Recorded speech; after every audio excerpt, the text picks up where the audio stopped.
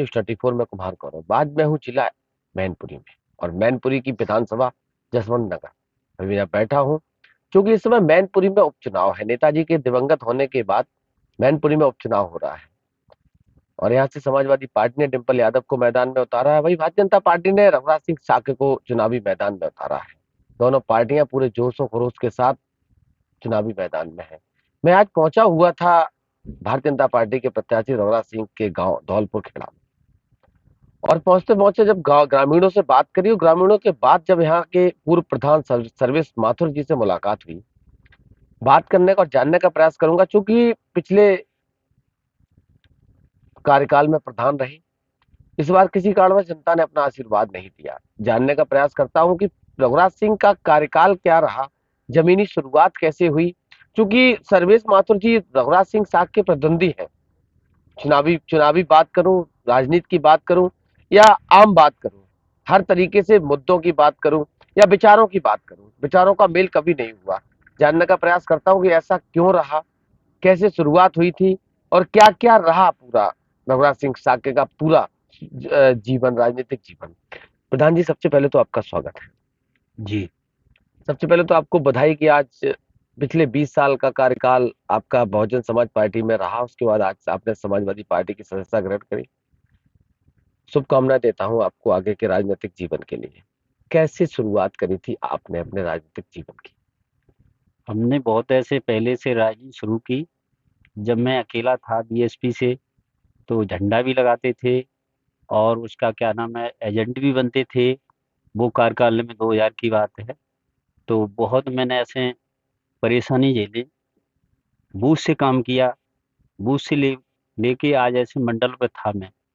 2 साल से मंडल पे हूँ। और आज ऐसे सपा मैंने ज्वाइन की है।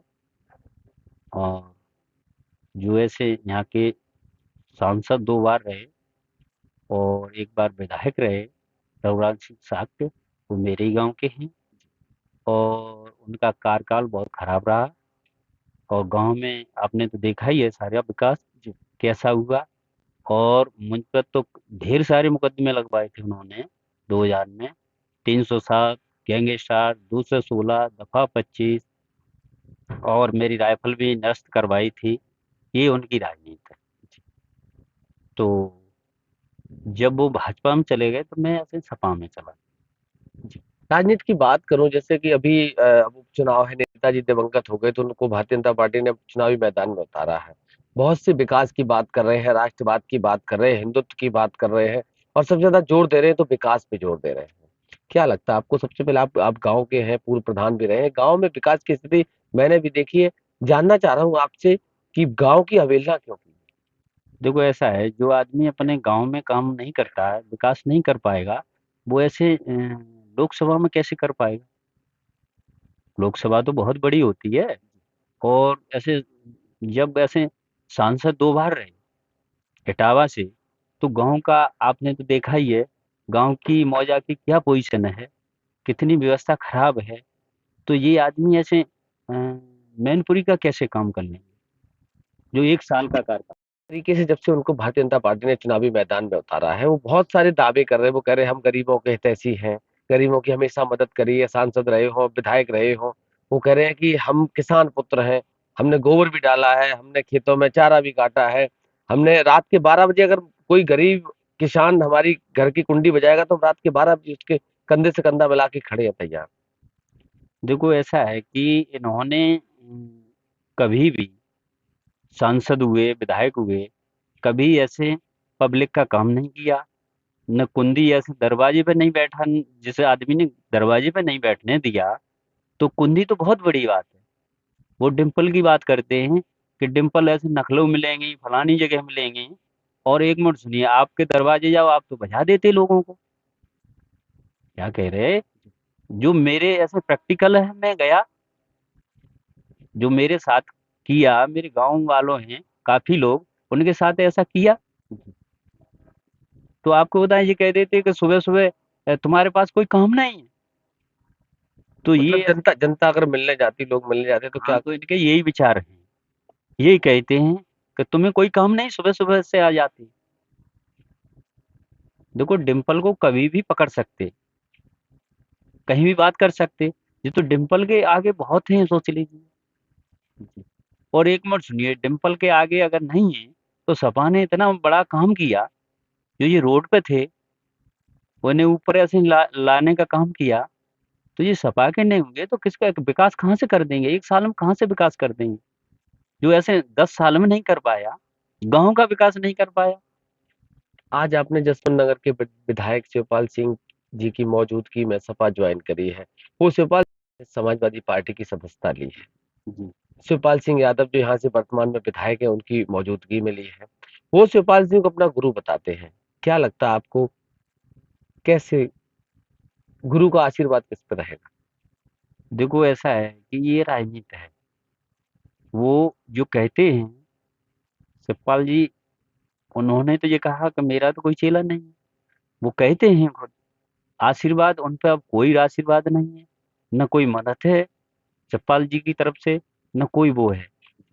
अब ऐसे हमने ऐसे सदस्यता जॉइन की है, तो जो ऐसे उन्होंने हमारे विचारों से हमें पूरा अनुशासन दिया है कि आप काम करिए, मैं आपको बढ़ाने का काम करूंगा। पूरा हमें अनुशासन दिया है, और हमारी बहुत नज़दीकी से बात हुई है। और दो रणजी 2 लाख से जीत की बात कर रहे हैं रघुराज सिंह साहब। वे 2 लाख से हारेंगे, सोच लीजिए। 2 लाख से जीतने की बात कर रहे हैं। पहले साख समाज को भी बांध लें, साख के समाज को ही बांध लें, उनका साख में भी बहुत बड़ा विरोध है। नहीं, वो कह रहे हैं जब से टिकट कंफर्म हुआ, करे हमने आजमगढ़ ले लिया, हमने रामपुर ले लिया, जो सपा के गढ़ थे, एक गढ़ बचा है, उसको भी इस बार भेज दिया जाएगा। देखो ये तो राजनीतिक मैटर है, कोई भी कुछ कह सकता है। देखो ये ऐसे मंत्री जी की बहू खड़ी है डिम्पल यादव, ये बहुत, और अभी 1 महीना नहीं खत्म हुए हुआ है मंत्री जी को, तो ऐसे संपत्ति मिलेगी इसकी। हर आदमी अ, जो हमारे मुलायम सिंह जी थे, उनके पहचान हमारी मैनपुरी इटावा है, बाहर कहीं जाते तो हम लोग उन्हें वोट देंगे कि इनकी क्या पहचान है, जब मौजा में पहचान नहीं है तो मैनपुरी इटावा में नहीं है तो मैनपुरी में क्या होगी। क्या रहेगा आपके गांव का माहौल इस बार, पोलिंग कौन जीतेगा? ऐसा है, हमारे मौजा का ये रुझान है कि इनके विरोध में ही रहा। एक आध बार जीत गई, कहीं धोखे से जीत गई, नहीं इनके विरोध में ही रहा। जी। पहले बैक में अ, ये सपा में थे तो भाजपा की पोलिंग जी, और मैंने जिताने का काम किया, तो अब अब अब वो- अब हराने का अब वो काम करें। भाजपा में है। अब सपा का जिताने का काम करें, तो मैंने कह दिया वहां मंच पे मैंने बोला है, जो आदमी वही नेता होता है जो अपनी ग्राम पंचायत से जिताने का काम करता है, कोई मजबूत नेता होता है। डिम्पल जी को क्या शुभकामना देना चाहिए? मेरी तरफ से तो जीत की बधाई है, हमारी तरफ से। पूरी तरीके से आश्वस्त है जीत के लिए? जी, उनकी जीत होगी, पक्का जीत होगी, अच्छी जीत होगी। हम्म। ऐसा है कि जो रघुराज सिंह साकी ने जो किया है, वो अपने घर के लिए किया, अपने लिए किया, और किसी हमारे मौजा के लिए नहीं किया। जो कुछ किया है, जमीन खरीदी, स्कूल बनवाए, गैस ऐसे एजेंसी ली, और भी जो मकान खरीदे, गाड़ी घोड़ा खरीदे, अपने लिए खरीदे, किसी गांव के लिए नहीं खरीदे। तो गांव क्यों वोट दे? और आप ऐसे खुरापाते बगराते गांव में, जो लोग ऐसे हैं, वैसे लोग हैं, उन्हें आप ऐसे सड़ देते, तो क्यों वोट देगा? तो ये सारी बातें हैं। तो आपको बताएं कि आप ये बात कर रहे कि मैं विकास करूंगा, मैं ये करूंगा, वो करूंगा। आपने तो मेरे मौजा में देखा है क्या कह रहे, जो आदमी 2 बार सांसद रहा, एक बार विधायक रहा, 15 साल ऐसे वो किया, मैन पद पे रहा, सबसे अपने देश की ऐसे देश के सबसे लोग। वरिष्ठ ऐसे लोकसभा में जो जाता है सदस्य, वो सबसे बड़ा वो होता है। तो अब कौन सा पद रह गया? ये तो 1 साल का कार्यकाल है, कितना मैनपुरी का विकास हो जाएगा? जी, गलत मैं कह रहा हूँ, नहीं बताइए नहीं, आप। 1 साल का कार्यकाल है, क्या ये ऐसे गांव भी नहीं देख पाएंगे? सोच लीजिए। तो आपको बताएं, जो आदमी गांव से घर से उठता है ऊपर के लिए, जो गांव घर और गांव अगर गड़बड़ है तो वो आदमी कहाँ जीत जाएगा, सोच लीजिए। पंचायत की जनता से वोट की अपील क्या कहना चाहेंगे? क्या मुद्दे रहने वाले इस बार चुनाव? देखो, हमारा तो ये कहना है ग्राम पंचायत की जनता से और क्षेत्रवासियों से कि अगर डंपल जीतेंगे तो विकास होगा जी, रघुराज जीतेंगे कोई मतलब नहीं।